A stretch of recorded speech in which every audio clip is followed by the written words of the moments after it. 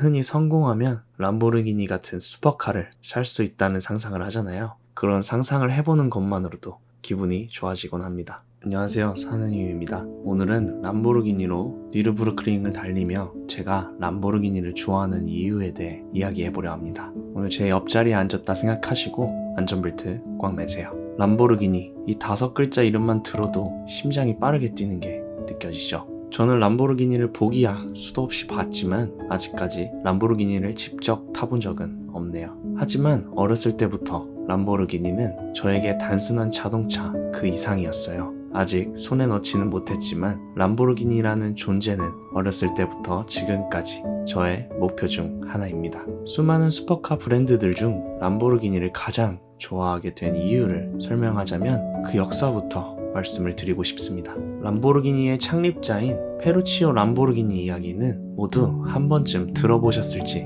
모르겠습니다. 1963년 이탈리아에서 농업 기계를 만들던 그가 어느 날 페라리를 구매하게 되는데 그 차에서 결함을 발견했죠. 페루치오는 자신이 페라리의 단점을 발견했다고 생각해서 문제를 고쳐달라 요청했는데 돌아온 것은 페라리 측의 무시와 비웃음이었습니다. 그렇게 이모셔널 데미지를 받은 그는 이를 갈고 페라리를 능가하는 슈퍼카를 만들겠다는 다짐을 하게 되었죠. 이렇게 시작된 것이 람보르기니의 첫 걸음이었지만 그가 만든 차들은 곧 스포츠카 시장에 파란을 일으키기 시작했죠. 그리고 그 시작이 지금의 람보르기니를 만들었습니다. 니들이 안 해주면 내가 더 좋은 차를 만들겠다 라는 결심을 한 페루치오의 이야기가 정말 낭만적으로 느껴집니다. 남들이 불가능하다고 할 때 그 길을 개척해 나가는 용기, 람보르기니는 이런 정신을 바탕으로 세상에 모습을 드러내게 된 거고 그 시작 전부터 뭔가 저의 가슴에 불을 지피는 그런 느낌을 받습니다. 처음 세상으로 나온 람보르기니 모델은 1964년 출시한 350GT라는 모델입니다.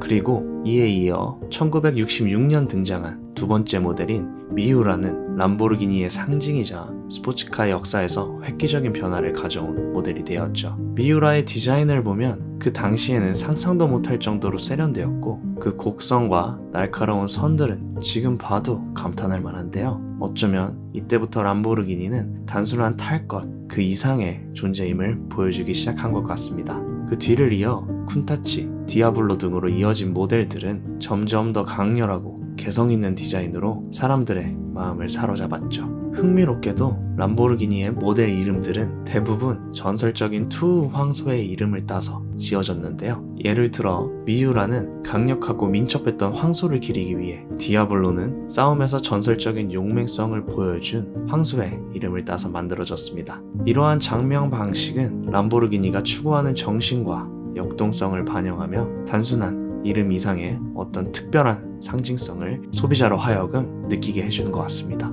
저는 가끔 미우라나 쿤타치 같은 람보르기니 클래식 모델들을 보면 저도 모르게 그 시대의 감성과 낭만을 상상해보게 되는데요. 옛날 이탈리아 혹은 미국의 도로에서 저 차들이 지나는 모습을 떠올리면 저조차도 그 순간을 함께하는 기분이 들곤 합니다. 그리고 다시 현대로 돌아와서 길거리에 지나다니는 우락한 아벤타도르를 볼 때면 그 전신들이 생각나며 정말 오묘한 감정이 들곤 해요. 이게 바로 람보르기니의 힘이 아닐까요? 자연흡기의 낭만, 그리고 뛰어난 날카로운 디자인으로 타는 사람과 또 그걸 보는 사람을 굉장히 강하게 자극하죠. 성인이 된 지금에 와서야 이렇게 이론적으로 그리고 말로 구술할 만큼 제가 람보르기니를 좋아하는 그 이유에 대해 확실하게 파악이 되었었지만 사실 어렸을 때는 이런 생각들이 없었음에도 불구하고 정말 람보르기니가 주는 그 순수한 마초성에 매료되어 가장 좋아하는 자동차 브랜드가 되었던 것 같습니다. 그리고 람보르기니 외적인 면에 대해서도 이야기를 조금 더 하고 싶은데요. 저는 람보르기니의 디자인 중에서도 그 헤드라이트 디자인이 가장 마음에 듭니다. 그 강렬한 모습은 단번에 눈길을 사로잡기에 충분하고 차체에 깔린 낮은 실루엣과 또 날카로운 라인들은 단순히 멋지다를 넘어서 하나의 예술처럼 보여지죠. 그리고 그 위에서 빛나는 황소 엠블럼에 대해서도 이야기를 하고 싶은데요. 람보르기니 엠블럼에는 강력한 황소가 그려져 있는데 이는 단순한 장식이 아닙니다. 창립자 페루치오 람보르기니의 별자리는 바로 황소 자리이죠. 그는 황소의 이미지가 그의 강한 성격과 도전 정신을 대변한다고 생각했다고 해요. 이처럼 이 황소 엠블럼에는 람보르기니가 추구하는 강력한 힘과 승부욕을 나타내며 이 엠블럼과 함께 전설적인 스포츠카로서의 람보르기니 브랜드 아이덴티티를 구축시켰습니다. 마지막으로 람보르기니 하면 빼놓을 수 없는 게 바로 그 엔진 소리죠.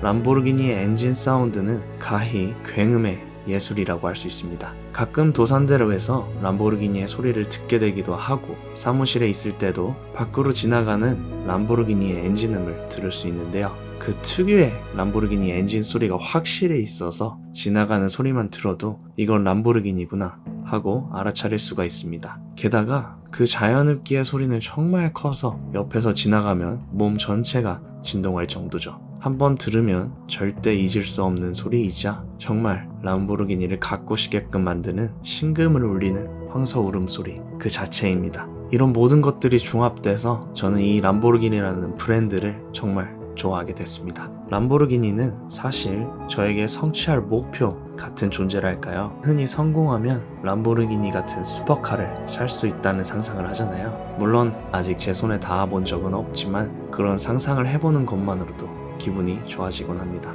람보르기니를 바라보면 어쩐지 그 차를 타고 도로 위를 달리며 내가 꿈꿨던 모든 것이 이루어진 곳에 있는 상상을 하게 되죠. 이 차를 소유한다는 건 어쩌면 단순한 차가 아니라 자신을 위한 하나의 성취감을 느끼게끔 해주는 매개체가 될 수도 있겠다는 생각을 합니다. 서울의 아름다움 그리고 시원한 밤 강변북로 위에서 미래에는 저 역시 람보르기니를 타고 달리는 순간이 오기를 상상하고 기대하며 오늘 영상을 마치도록 하겠습니다. 여러분들의 최애 스포츠카 브랜드는 어디인가요? 댓글로 남겨주세요. 지금까지 사는 이유였습니다. 감사합니다.